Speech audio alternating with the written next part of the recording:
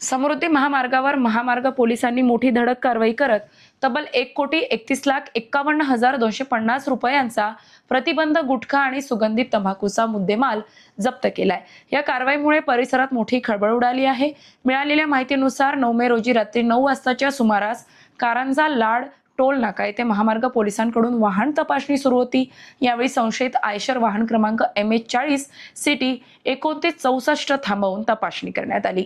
वाहनातून गोडसर वास येत असल्याने चालकाकडे चौकशी करण्यात आली। चालकाने वाहनातील माल अमरावती येथील जावेद नावाच्या व्यक्तीचा असल्याची माहिती दिली।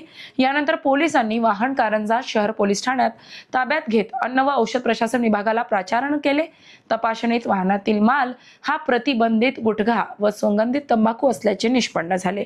या प्रकरणी कारंजा शहर पोलीस ठाण्यात गुन्हा दाखल करण्यात आला असून पुढील तपास सुरू आहे। ही कारवाई पोलीस अधीक्षक यशवंत सोळंके यांच्या मार्गदर्शनाखाली पोलीस अधिकारी आणि कर्मचाऱ्यांनी यशस्वीरित्या पार पाडली। पोलीस अधीक्षक यशवंत सोळंके यांच्या मार्गदर्शनाखाली पोलीस उपनिरीक्षक नितीन कुमार दांदडे, पोलीस उपनिरीक्षक Krishna Kanhaiya Pawar, police head constable Amol Ingole व पोलीस कॉन्स्टेबल आनंद काकडे यांनी पार पाडली।